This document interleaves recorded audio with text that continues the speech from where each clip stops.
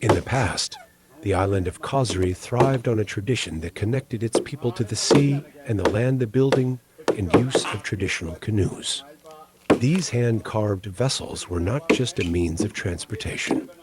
They were lifelines for Kosraeans, allowing them to navigate the ocean, fish, and harvest their farms in the mountains.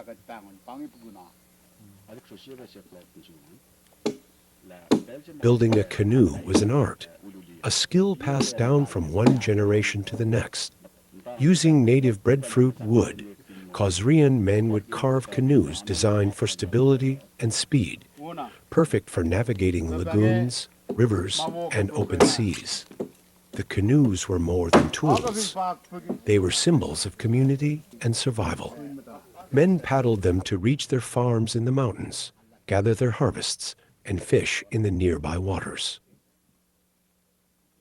But this centuries-old tradition began to fade with the introduction of Western lifestyles. Roads replaced waterways, motorized boats became the norm, and the art of canoe building began to disappear. Many younger generations grew up without ever witnessing a canoe being built or paddled.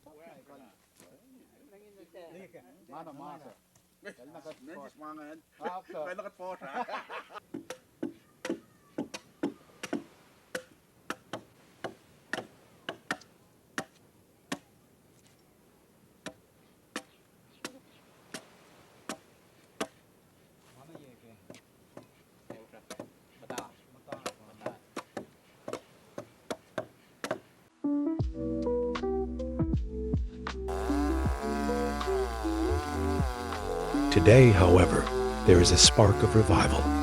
Canoe racing has become the highlight of the Kosrae Liberation Day celebrations, held annually in September. Men and women gather to race canoes, honoring their ancestors and celebrating the island's maritime heritage. We are bringing back the tradition, not just for the races, but to teach the young ones about our history.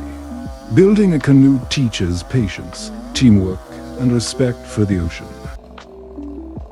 Through these efforts, the lost art of canoe building is slowly being rediscovered. The process is more than craftsmanship, it's a connection to Kosrae's identity, a bridge between the past and the future.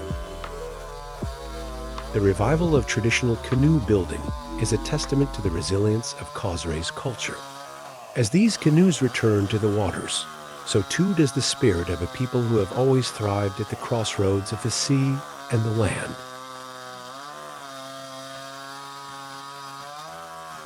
Don't forget to follow us as we continue this documentary.